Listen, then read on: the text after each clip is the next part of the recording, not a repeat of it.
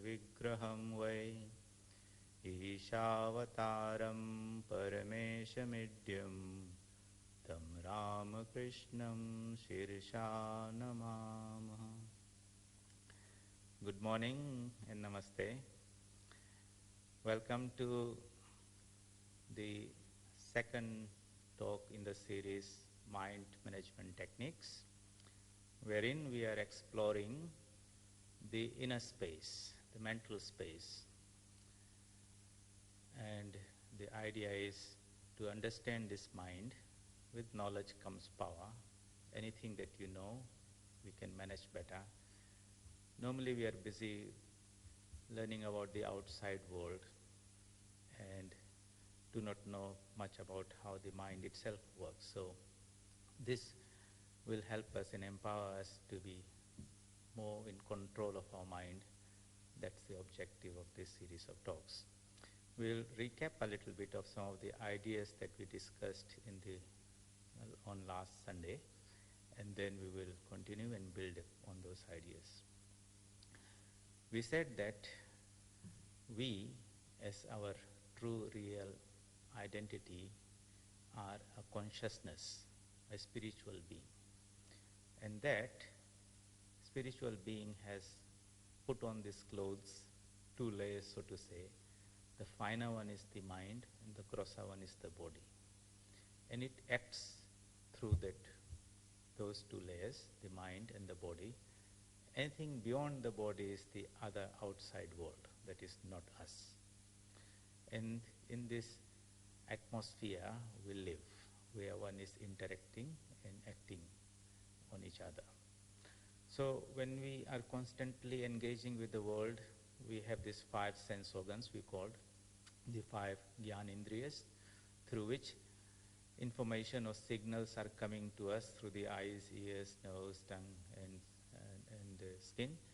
And we are taking them and processing them in what we call our mind. We traced how that happens, how the light signal or the vibration in the air is converted into an electrical signal through the eye or the ear and taken to that particular part of the brain through the optic nerve or the auditory nerve, and therein an image is created, and that image is then classified and sorted out and indexed into somewhere and stored, so that the next time you see or hear the same sound, same thing, or hear the same sound, immediately you have a meaning to it and say, yes, that animal is called a dog or there's a cow, because the first time I saw, I didn't have a label or name to it. Afterwards somebody told, and that's how we keep on building this information. And those information in our minds, we play around with that, we communicate with them, we compose speech and music and all those things out of that. Now, we gave the example of a lake of the mind, in which we said that imagine there's a lake in which you toss a pebble, the stone hitting the surface of the pebble makes the lake respond or react, so to say, by creating those concentric circles that we can see for a while on the surface. And then that's not all of it. The reaction is also transmitted to the bottom of the lake, where it leaves an impression on the soft clay, which we say is the memory, and that can again come to the surface and express itself, and you say, I remember, I recollect. This process of being constantly bombarded with signals from outside through the 5 sense organs into our mind during the time we are awake is happening right from our childhood and from morning to evening while we are awake, and we are gathering that information. How we react to that is another thing. Different people react differently depending on how their own minds have been conditioned and how much, what's the constitution of the whole mind. So when we want to say we want to have a technique by which we have greater mastery over the mind, greater control of the mind, we have to understand how that really works. What does it mean to have control, or who can control? So if I, for example, want to raise my hand from the desk to here, in that process, it was a controlled movement. Well, how did it happen? So the hand is a physical part of my body. It's flesh and bones and all those type of things. And those who are students of biology will know that the brain generated different types of electrical signals that became these nerve currents, very small micro-milliamperes, whatever, microamperes, which made the muscles contract in a particular way, and that coordinated movement of so many muscles contracting in a systematic way resulted in the hand moving from the tabletop to another level. So a gross thing like a piece of flesh, a body is being moved by something very, very fine, nerve currents. And here's a little bit of equation we can see. Something finer is controlling something gross. It could be my hand, it could be the elephant moving down the street. The elephant's brain is generating constantly these nerves, brain signals which become nerve currents, and this whole elephant is moving also. And then you will ask the question, what controls the nerve currents? Then you will say, there was a thought in the mind which said, I should move my hand from this tabletop to this level. Now, have you seen a thought? No. But we are aware of its presence because it's something happening at a deeper level, in a more subtle level, in what we call the mind. And that something which is so fine is now controlling that generation of electrical signals in the brain, and that is creating gross movement. So there is an equation, so to say. The gross hand is moved by the fine nerve currents. The nerve currents are even controlled by something even finer, which is a thought. So when we say that we want to have control over the thought process itself, then from this logical thinking, we should have access to something which is even finer than this mental thoughts that are coming. You cannot control the thoughts with the thoughts itself. Something finer is necessary. So we can see the logic of it. And if we do not empower or develop that faculty in us, then this task of controlling the mind is almost impossible, because you're trying to control it. And you'll find that most people, when they try to sit down and try to control their mind, the problem is the mind is running everywhere, maybe even more restless, because you don't have the right tools. So the first thing logically would be to acquire that tool by which you'll be able to control the thought process. So today we will try to look a little bit into that. And we'll see then how through the process of introspection, reflection, meditation, we build those tools. Now these tools are not coming from outside. That's another thing. How do we build those tools? Okay, we do it by repeatedly doing something which is called an exercise. Power comes through exercise.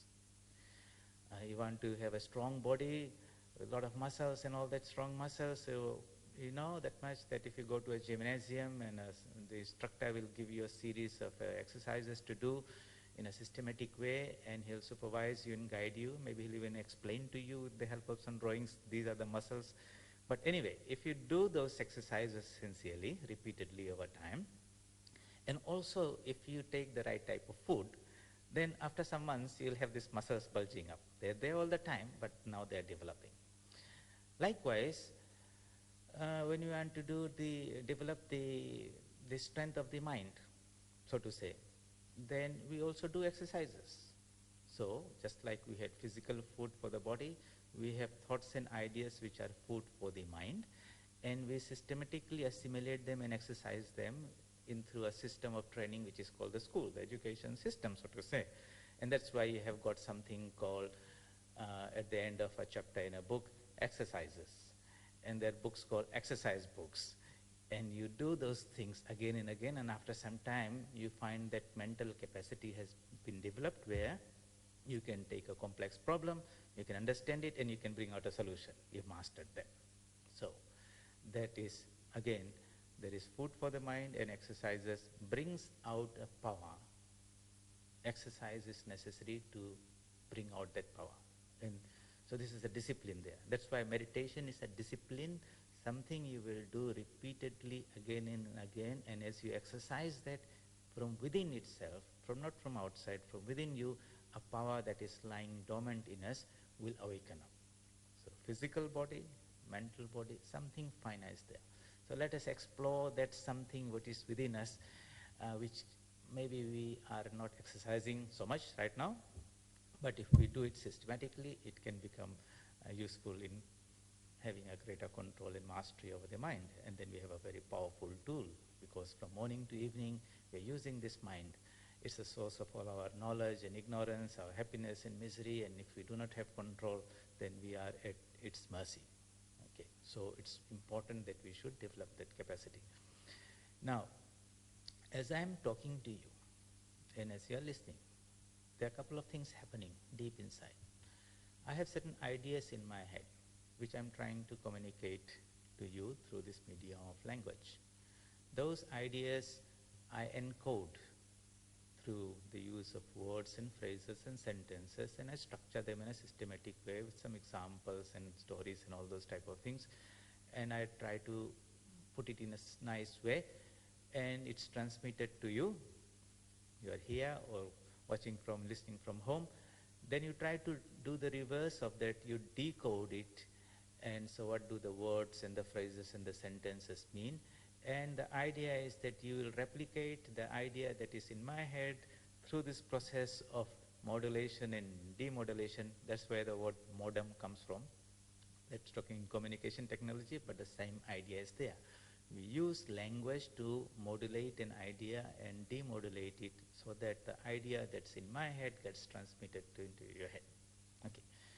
So in that process, while I'm doing this, there's a part of my mind that is actively engaged in this process of encoding the language. It's doing something. It is the active mind. We'll call it the active mind, the one who is doing the thing. But there is, at the same time, another part of my mind which is watching this process internally from within. I'm watching how well I am encoding that. Am I picking up the right words, the right phrases? Have I explained this idea sufficiently? I'm looking at the feedback from you. If I see that as an idea, an expression that you've understood the idea, then I probably will proceed. But if I see there's a question mark there, maybe I'll explain a little bit more. So two things are happening. One is the active mind doing the process of this communication. The other is the observer mind, which is observing this process. Okay. And this observer, if it's smart and good and alert and all those type of things, then this communication of the idea is good. But if it is indifferent, it's absent-minded, it is not paying attention to what's happening in the mind, then this communication can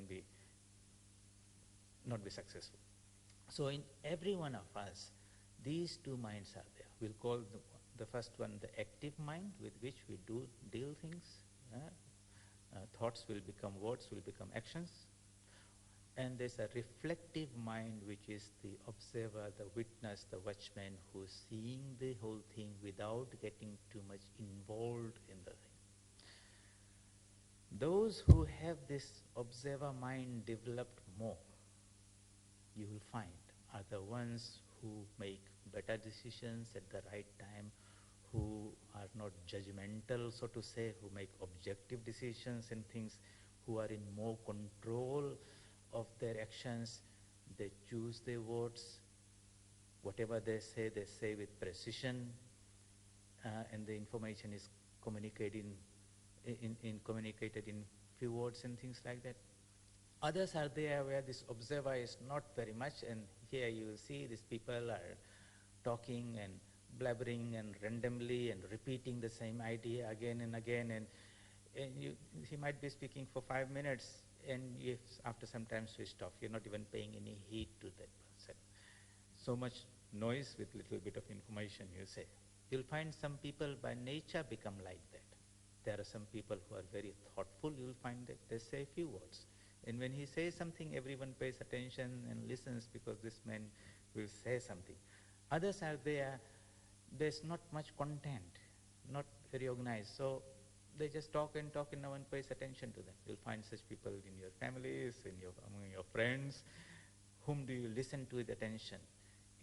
These are the people who are thoughtful people, we say, who think about it, and he says something, you want to listen because there's something embedded in there. So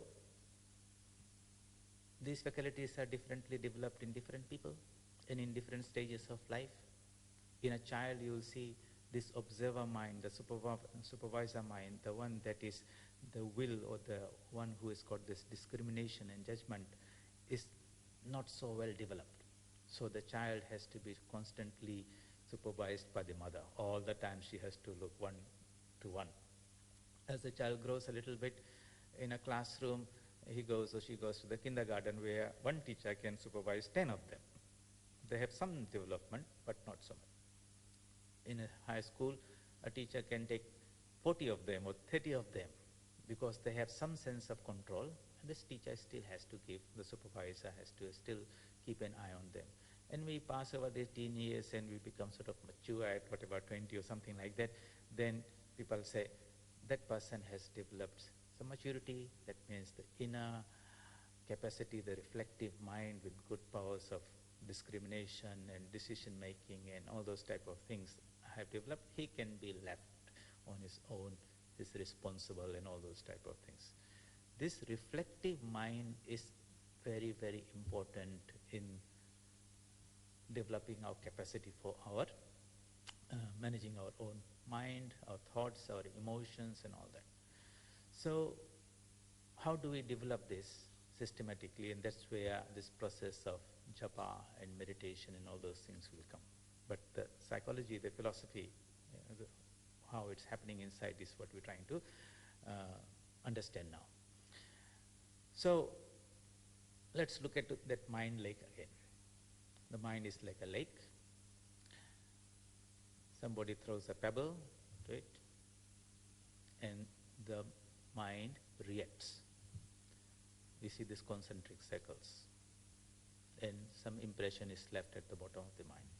Long after that impressions, the concentric circles have disappeared from the surface of the mind. That means that stimulus is not there in front of you anymore, but the impressions that are kept at the bottom of the mind can rise to the surface again, and you become aware of them, and it can bring forth again that type of emotion. You become very happy if somebody had said something very nice to you, or if somebody had said something very unkind, and the moment you remember that incident, you feel that pain again. That person is not there anymore, but this time whatever was collected in your memory has come to the surface, and simultaneously it brings that pain. You don't want that pain. Okay, but you don't have any control to wish it away. And sometimes it comes again and again and again. It could be something that was troubling you, and it left an impression at the bottom of the mind. And now repeatedly it's coming back from the subconscious mind to the surface, and you are getting caught in that loop of worrying. And you want to shake it off, but you can't shake it off, and it takes away that vital energy and enthusiasm and everything like that. So these are minds that are not in our control. What would be the ideal mind? Ideal state? The ideal state would be that you will not react. I will not react. So we cannot control the world outside because it will keep on impinging on us. We can't control what people say to you.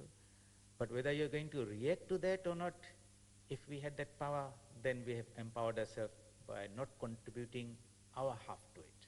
The world will give one part. We also contribute the other half, only then the effect takes place. If we can withhold that from happening, for example, if somebody wants to tease you, for example, okay, so he or she passes some comment, and if you react, that you get all excited and you say something back, then that teasing has been successful for them. He might say something else and play around with you, and before you know, they are putting in some words and making you dance up and down, and you're getting excited and all those type of things.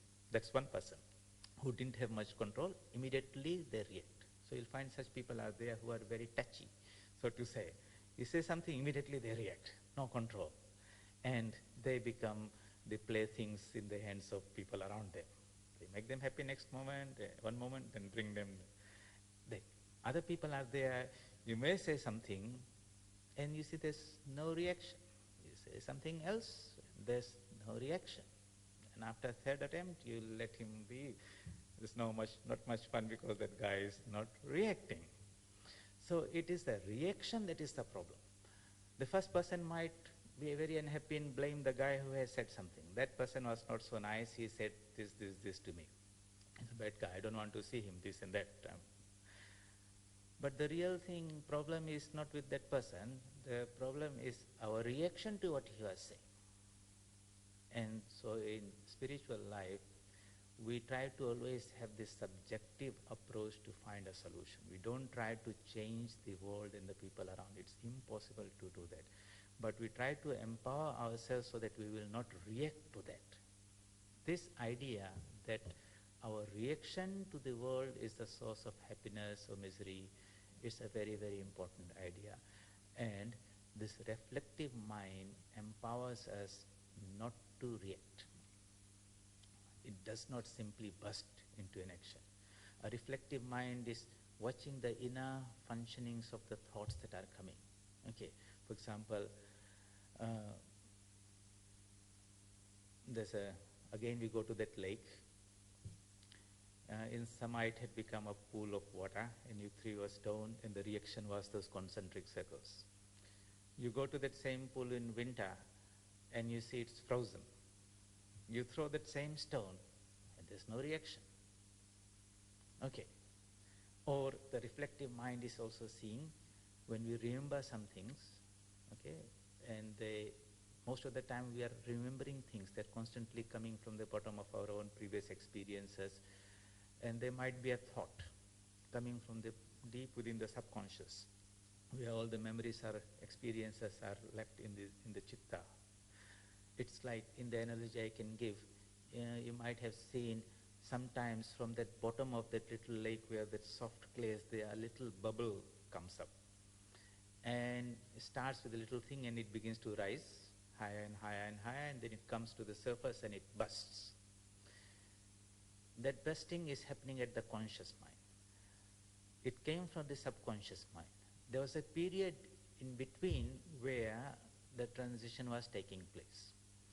When that reflective mind is strong and watchful of what's happening within, it will be able to perceive that bubble rising much earlier or before it bursts on the surface.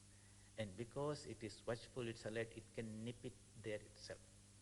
So you will see, sometimes it might be a conversation, something is being said that you don't like, and the reaction could be a little anger. But you can feel that I'm getting angry. You have not become angry yet, but that wave of anger is beginning to rise within you. And since you don't want to get angry and lose control of the situation, somebody might just say, okay, I'll just get out of this place for a few minutes, calm down, and then I come. So basically that stimulus, whatever was stimulating it, this person could see that anger thought waves taking form, and he could intervene rather than not being able to see them and then just flaring into being angry and then saying something or doing something which you regret afterwards, but that has happened. So here again, that reflective mind, which has this capacity to perceive things deep within, becomes a great friend, great helper, because it has empowered you not to, first of course you did not react, because in reaction we dissipate energy, we lose energy. That energy that it expresses in an unfavorable way. Anger is a very concentrated state of mind. It's so concentrated at that time that you totally forget what's the environment, what's the situation, who we are talking to, all that. And you do certain things. It's a very intense concentrated state of mind, but in which we are not in control of ourselves. We want concentration of mind, but we want to be in control of that. That is the thing. It's the difference, whether you have control or not control makes a whole difference. You have the same reaction between the atoms, so breaking up the atom in a nuclear reaction, fission. If it is uncontrolled, it becomes an atomic bomb. If it is controlled, it becomes a nuclear power station. You control how much reactions, how much heat will be generated, and you'll generate, use that heat to make water into steam and generate electricity.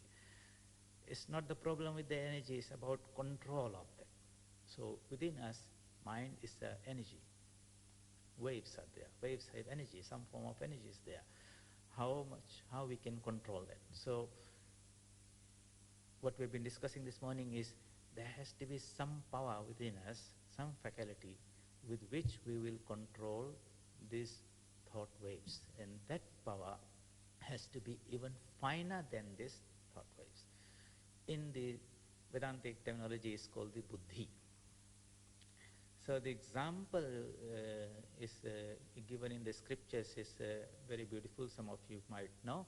You have seen this portrait of Sri Krishna in the battlefield with Arjuna, seated on the chariot with the horses, and that particular picture. So you see the chariot, it is yoked to 5 horses, suppose, say 5 here, and in that chariot, the charioteer is Sri Krishna. He is keeping a control over the horses with these ropes or the reins, and behind him is Arjuna, who is the rider, who is trying to tell him, can you please take this chariot and plant it, place it between the 2 armies so that I can see who are the people fighting.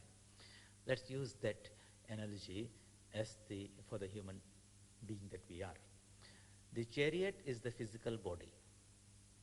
The 5 senses are the 5 horses yoked to the body.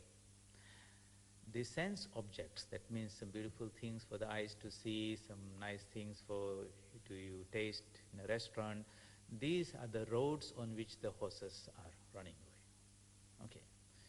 And they are attracted by these things, so the horses are galloping and they're dragging the body behind it. Now to control it, your charioteer, which is the buddhi or the intellect, or the willpower inside us, that charioteer has got these ropes. The ropes are the mind. The intellect is the buddhi, and the rider is the jiva, the atman, the embodied soul, riding this. And the Upanishads say that if the charioteer is alert and awake and strong and has a tight grip on the leashes, so much so, just like in that pictures we see, the front legs of the horses are literally of the air. So much control.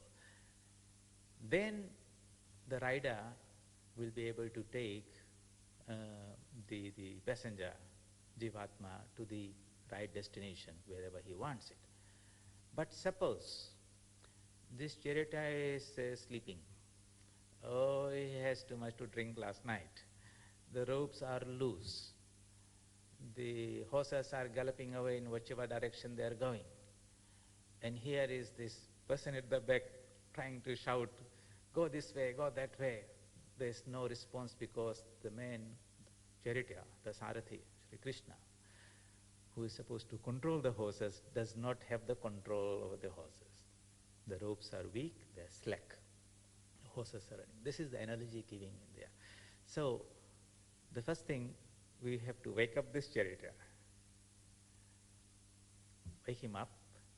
Then the rest of the control comes. Then he pulls up the ropes, then he reins in the horses, and puts a brake or gives them a different direction. So here we have this body which is being driven around from morning to evening to various things you want to do. You get up, I have to go and eat this, I have to go and see this, I have to go into, and from whole day this dragging is going on there.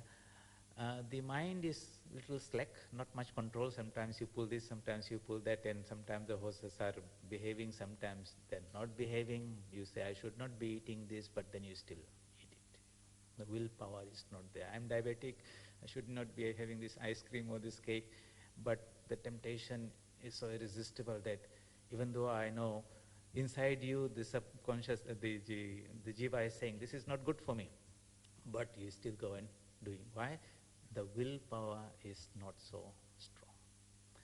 So this willpower, development of this willpower, it should be part of education and training, right from childhood. In different ways it's done, as a spiritual discipline. But unless that willpower is systematically developed, strengthened through exercise repeatedly, you don't have the tool to control the mind, you can't control the senses, you can't control the body, and then we are totally at the mercy of these horses, and they will take us wherever they wish. It could be on a path, or the chariot can be in the drain also. So, Swami Vivekananda gives a beautiful definition of education. Normally, by education we immediately think of somebody who's in school uniform with exercise of these books and all those things, goes to a school and a teacher is there, and all that learning and education happens in that school or university environment, and that's it. Now his education is over, no more learning. That is really not what education is all about. Swamiji gives a beautiful definition, and maybe in another talk we'll explore this in more detail. He says, the training by which the current and expression of the will is brought under control and made fruitful is education. There's no mention of any information or any subject matter. It's not even talking about the mind or all those things there. It's talking about training and controlling of that will. Because from morning to evening, while we are awake, there is this little thing called will. I will get up, I will take bath, I will put this dress on. At every instant there's a little will. And all those little wills, when you join together, it forms a little current. Anything that flows in the same direction forms a current. And if those people who have got a strong will, they will maintain a particular sense and direction until that goal is achieved. And those who don't have a very strong will, then the moment they hit some difficulties, they try to go left, right and center or around it, not through it. That patience, the perseverance is not there, the patience is not there. That is a wonderful subject on its own. And this whole life is the school in which we find so many exercises by which we can keep on systematically developing that will. If we are alert to that idea of what education is and how it can empower us. Work is not a work, everything is an exercise. There are no problems, everything is a challenge where we will pit our will against the forces or challenges outside, and we have access to a higher power inside us that will help us surmount those problems. So everything is looked from a perspective of subjective growth and development, and not as problems from which we need to hide and run away. Then we miss the whole purpose of this coming into this world, and we don't get the benefit. We suffer, but the exercise doesn't come. That's why Swami Vivekananda says, this world is a gymnasium where we come to do exercises to make ourselves spiritually stronger. So in the gymnasium, there are a lot of painful exercises out there, but they are exercises, and exercises bring power to us. So that's another subject maybe we'll take later. We come back to this will power, which empowers us not to react. The reaction is the problem at all times. Anger is a reaction, which is unhealthy. Kama, krodha, lobha, greed. So all the 6 enemies that we say in a spiritual life are reactions to things. And if we empower ourselves not to react, we have saved ourselves a lot of problem. The reaction can be instantaneous. Okay, somebody says something and you get angry there and then, or it can be a delayed reaction. So there's a story. There is this farmer who had these laborers on his farm. One day he was not very happy with him, and he scolded him and called him a hippo. There was no reaction from the guy. Then 3 months later, this servant sued the farmer, took him to court. What's the problem? This guy called me a hippo. The judge was very surprised. Yeah, that's an insult. He should not have used such a language. When did he call you a hippo? And that was done 3 months ago. So judge said, why do you bring this to me now? He said, only the other day I saw a hippo. And then I understood what this hippo means, and I felt very much insulted. You see, so let's analyze this. When the first time he was called a hippo, this guy had no idea what a hippo was. So there was a word, but there was no appropriate image in his mind to show what type of animal there is. So there was no reaction. When later on he saw that particular animal and understood this is not, he did not compliment me, he said something that was not very nice, the reaction was in anger. Okay, and the moment he reacted, he took him to court. So, the word itself was not a problem, it's the reaction which happened so much afterwards is the problem. And it's the same at the mental level and at the physical level. Now here in this world, we are having this global crisis which is called this coronavirus. Okay. Is the virus the problem? Well, those who know a little bit of what the doctors are saying, the virus is not the problem. Virus is simply some DNA and protein that enters into our body. It enters into our cell, uses the components of our cell and begins to replicate itself. It's just a little, it's not even considered to be a living thing. But when the body sees that some foreign body has entered, it reacts.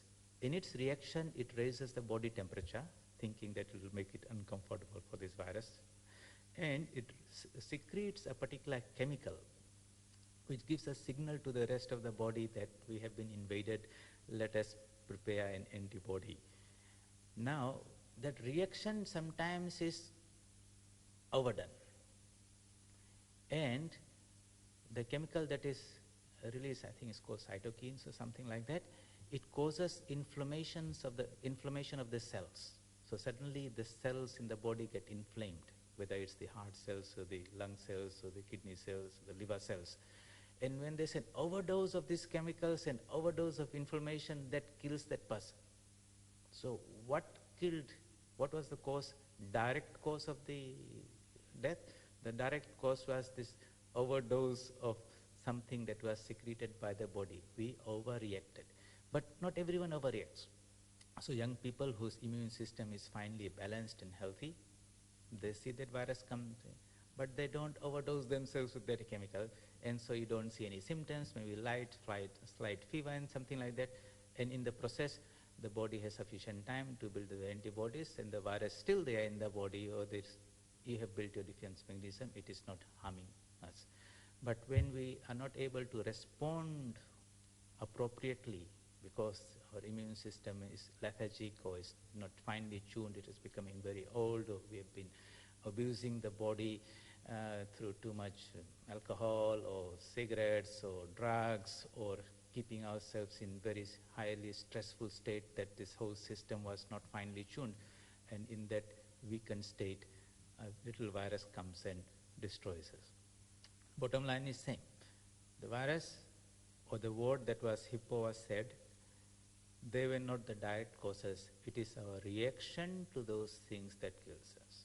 And so, if we want to be empowered, then how do we develop this capacity so that we will not react? So in the complete works of Swami Vivekananda, he gives 3-word advice. I still remember, do not react. Do not react. Yes, we don't want to react, but do we have the power not to react? So how do we develop that power? When we're discussing mind management techniques, then we understand this chitta, the mind stuff, is being constantly bombarded by things from outside world, over which we don't have much control. Okay? And if we can develop that faculty by which we can prevent our lake of the mind from being disturbed into this ripples, so to say, then we are not affected by those outside things.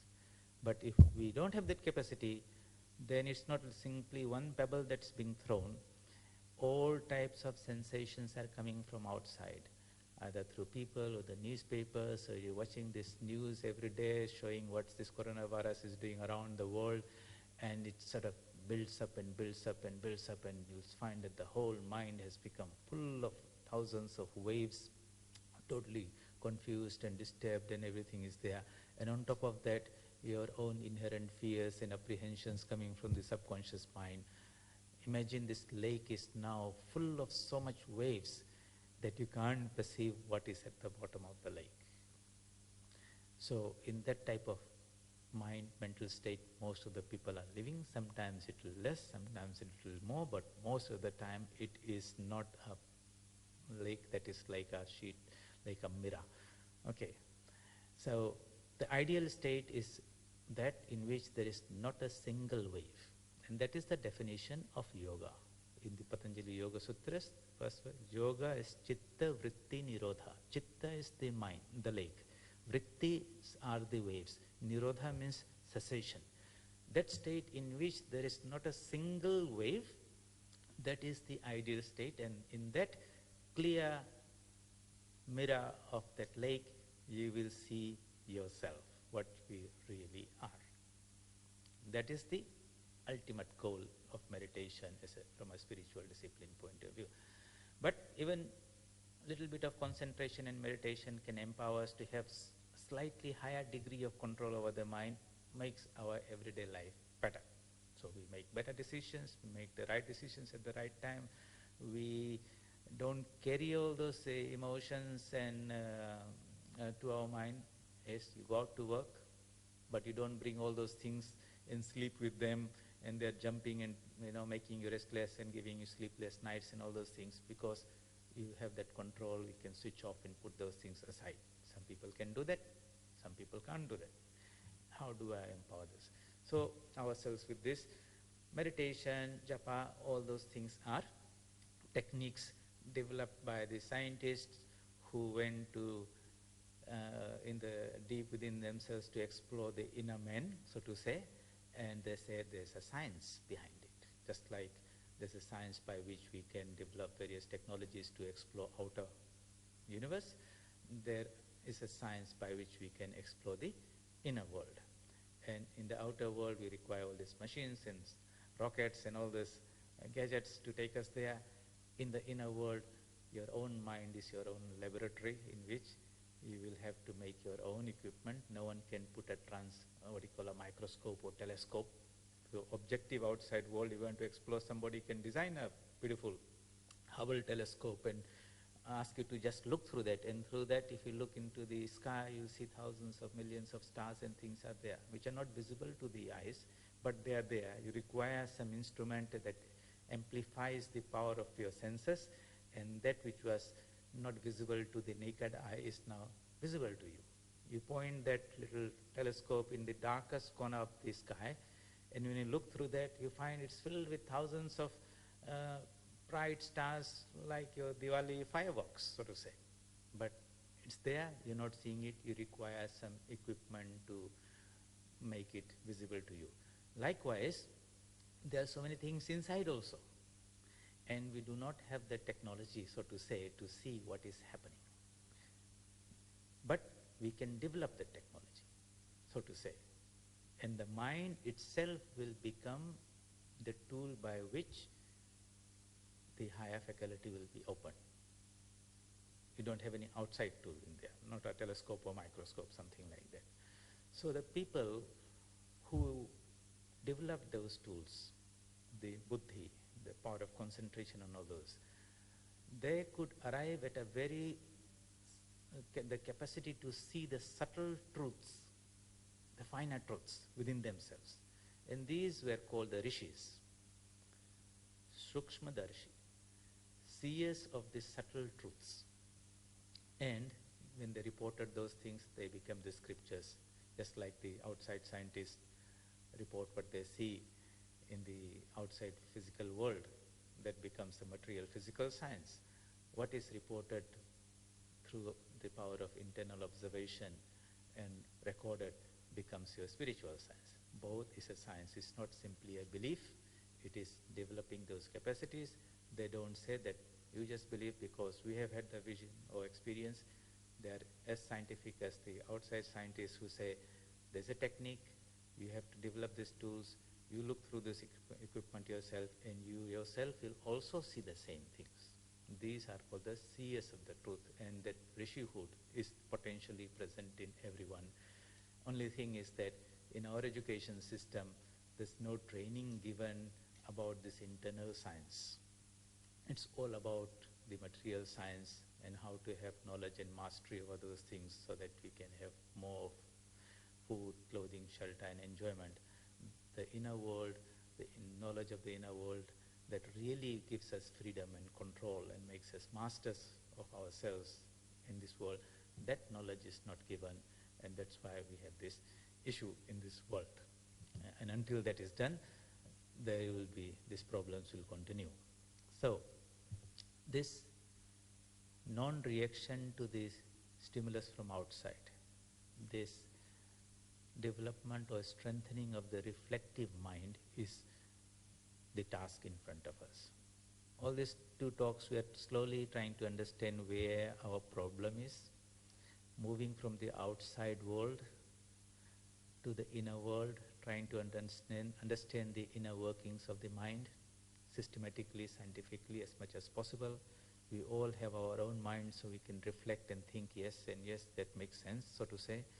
And once we come to the conclusion as to what needs to be done, what exercises have to be done, that knowledge and understanding has to come first, and then that has to be followed with the actual performance of those exercises, by which that awakening of those muscles, so to say, the inner muscle of willpower begins to develop.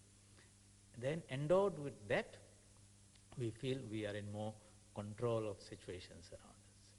And that controlled, disciplined, chiseled, strengthened mind will help us perform our day-to-day actions much better, whether we're a student or a business person, whatever we are doing, we'll be much better at it. And that same mind, which has been sort of prepared nicely now, can be leveraged or pushed further and higher towards the highest goal of life, by which we can discover what we really are. That is the self-realization, is the ultimate goal. So, we have to first understand very clearly in our mind that we are not the mind. That happiness and misery that we experience is in something that is not happening in me, but it is happening in the mind itself. Sukha dukkha manodharmo na manaste kadachana. In the Ashtavakra Samhita, the Rishi says, Sukha and dukkha, happiness and misery, are of the nature of the mind. They are something that's happening there outside you. Na manaste kadachana. You are never the mind itself. You are somebody separate from the mind. Separate means I have to step back, take one step back and be watching that mind. And this watchman, the observer, capacity has to be developed. So how do we do it? Well, you might want to sit down in meditation and observe your mind happening, or always have a alertness in your everyday life, not to be involved with that action, but keep yourself slightly detached as an observer of things happening around you. Meditation is a controlled experiment exercise you do morning and evening, but this world is the gymnasium. Here itself we can do. But we are alert that I will be not getting involved in everything. I'll watch things objectively. I'll not react. I'll not say something. I'll not jump to conclusions. I will not speak so much. If I speak, I will choose my words and say in the minimum words where I don't need to get involved in a conversation or discussion. I will not jump into it. All the time I'm trying to be detached, separate as an observer, and empowering myself. Every opportunity is an exercise for me, preventing me to get into that. So you'll find that you'll become quieter, you'll not get into arguments or anything with anyone. You'll not try to have any opinion on any and every topic. You'll say, yes, everyone has an opinion based on some information they have. Do I have to express myself? Do I have to have that on every topic? Who cares? No one cares. Do I need to know what's happening throughout the world and who's doing why and what? No.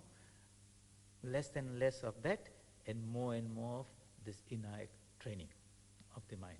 So that is, as you become more alert, you'll find that that alertness will be coming out of your meditation into your everyday life, and then everything becomes a spiritual experience or opportunity for doing exercises for that. So we talked about this idea of this lake. We'll come back to that again and again, because it's a good way of understanding where we see the mind is separate from ourselves. Okay, remember, if it's a water,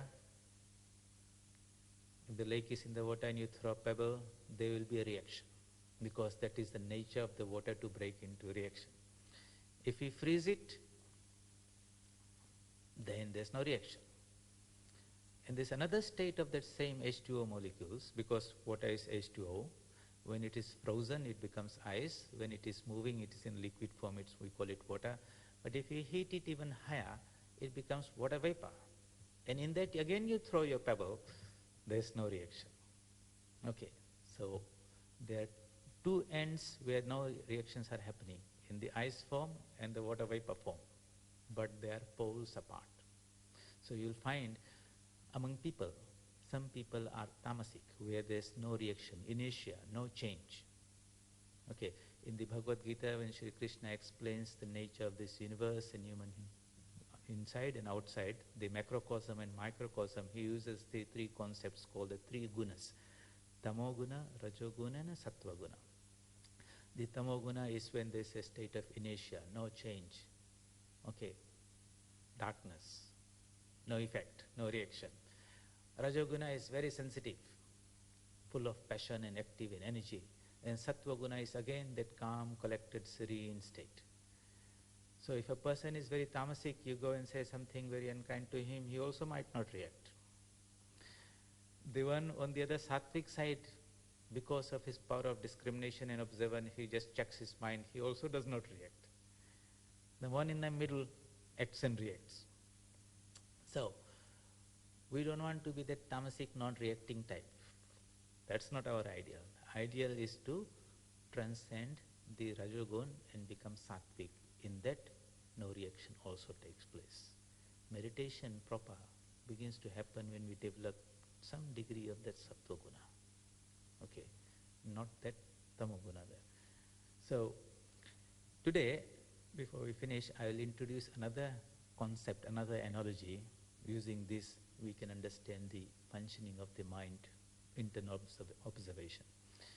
You might have been to this old movie theaters before this TV and digital IMAX and all those things came, where you went and sat in the cinema hall and you see this big wide screen and waiting for the movie to start. People have moved in and all that, and after some time you see there's a big light that shines straight onto the screen. Okay, the whole screen lights up and you see that light on there. And then after some time you hear the tick tick sound is there and the projector is rolling, and suddenly images are moving on the screen. So we have three things here. One is the screen, the canvas on which the image is projected. The other is the movie reel in which that whole movie is encoded. Okay, and if you take the strip of that movie and you look at it in your hand, what do you see? You see pictures. Similar pictures are there. They're not moving. There's some images, black and white, whether light can go through it or cannot go through it. That's what is showing. And then you have this beam of light, which is the source of the projector. Use that analogy. This world is the canvas. The mind is that movie reel, and the consciousness inside is that light. Okay, and the most important component of all this is that consciousness. Without that consciousness, you have the screen and you have this mind. And just like when you go to sleep, the world is still there, the mind is still there.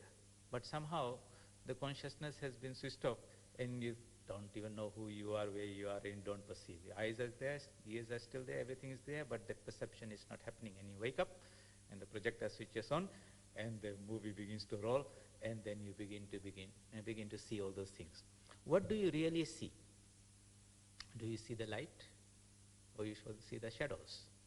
Interesting thing. So if I have a PowerPoint projector, and so again similar thing is there, I make a slide with a little dot in the center and project it and ask you, what do you see? Almost immediately people will say, I see a dot in the center of the screen. How many would say, I see a whole screen full of light with a little dot there? We want to see things that are defined. We like to see forms. We like to see things that are limited. We like to see the shadows. You go to a room in which there's no furniture, nothing. Send somebody there and he asked him, what did you see? He said there was nothing there. It was totally empty. He did not come back and say, it was full of space. So, this space in which everything is contained, this light through which we see everything, that is that light of consciousness. We are not aware of it, even though it is right there all the time in front of us. In it, everything is contained, all our thoughts are happening in there, our observations are happening there. By the power of that light, all those things are happening, just like in this movie, this projector is shining through, and because of that we are seeing. What we are seeing is not the light, but the shadows. Those images in that film don't allow the light to go through, that appear as black shadows, and our attention is not focused on the light on the screen, but on the shadows of it. That's an important thing to understand, and we'll take this idea and develop it. Of course, that was the old way of projecting, where seeing a movie, you had a screen out there, we had this film roll, which is not really moving in itself. They are static pictures, just like the film that you have out of a camera. But suddenly, when it is rolling, you see a motion picture on the screen. How we have motion out of something which is not moving itself. There's another illusion it creates in there. And this light of consciousness that we really are. So in the real search for truth, the student goes to the teacher and say, it's very nice to see all these nice images, and that this world is that canvas. It's made of time, space, and causation. Space, three-dimensional. Time is the succession between two events, and causation is that linkage between one cause and effect, cause and effect. And in that, this whole image is projected, and it's not only stationary like in a room, like a fixed thing, but in time it's changing. So the trees are growing, people are being born. On that canvas, this whole universe is being projected, but there is something through which that projection takes place, and that is the cosmic mind. And behind that is that power of consciousness which projects itself. So we will take this idea and develop it a little further and see how it can help us have a clear understanding or some model by which we can understand the inner workings of the mind. It's a very interesting subject. We need to reflect on that deeply and see how we can have some tools and models by which we can understand what the mind is, how it functions, and then how do we develop some of those tools, the willpower and all those by which we have the capacity to control the waves and not to react, because we understood the world will act on us, our reaction is a problem. And when we can hold ourselves totally without any activity, so to say, the whole mind is totally like a spectator, then the whole picture of this whole world and life, everything changes. When we see that which is an apparently terrible world is like a great drama, behind which is the cosmic creator, and runs through this whole drama through this cosmic mind, in which you and I, embodied in this body-mind complex, are his playthings, his toys. But that is the macrocosmic way of looking at it. We start from where we are, we go within ourselves, exploring through the mind, we come to the source of what we really are. And then when we come out of it, reverse process, the whole world comes out to be totally different. This is what Sri Ramakrishna teaches. Through the path of negation, we go to the ultimate level, and when we come down, one is called going through the path of jnana, and the other one is called vijnana, in which everything is then bathed in that knowledge of that spiritual consciousness, and you are aware of that light all the time, present in everything, in every name, in every form. That cosmic power which is penetrating and acting through everything, he called his Divine Mother Kali. And he would say, my Divine Mother alone has become the 24 cosmic principles and all living beings. And from that perspective, this world is a wonderful play. But in our perspective, when we are not aware of that cosmic consciousness there and the divine power flowing and acting through this, then this world is a world of terror and suffering. So the solution is in how we perceive. And knowledge, spiritual knowledge, gives us that enlightened outlook. At least through these discussions and reading of the scriptures, you have a conceptual idea. And through sadhana, when you develop that capacity, you have the experiential idea. And that experience or realization is what spirituality and religion is all about. But we start from where we are, and we try to go inwards and hit that bedrock of what we really are. And we discover that we are not this body, we are not even this mind, we are that infinite Atman, which is eternal, immortal, of the nature of infinite existence, infinite knowledge, infinite bliss, infinite purity, beauty, and all the wonderful things that we can think. That is our divine birthright. Somehow we have become entangled in this body-mind complex, and with that we have become entangled in this world, and that's where all the problems are.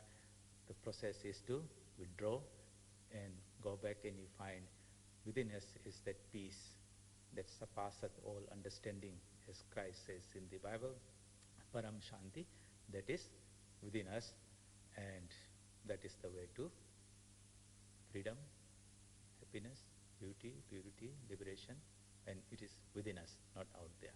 We'll take this up a little bit more next week, and try to look at some, explore this a little better, a little more, and then look at the practical practices by which we can uncover this hidden potential that is in us. Om Asato Ma Sadgamaya Tamaso Ma Jyotirgamaya Mrityorma Amritam Gamaya. Om Shanti Shanti Shanti. Hari Om Tat Sat. Shri Ramakrishna Arpanamastu.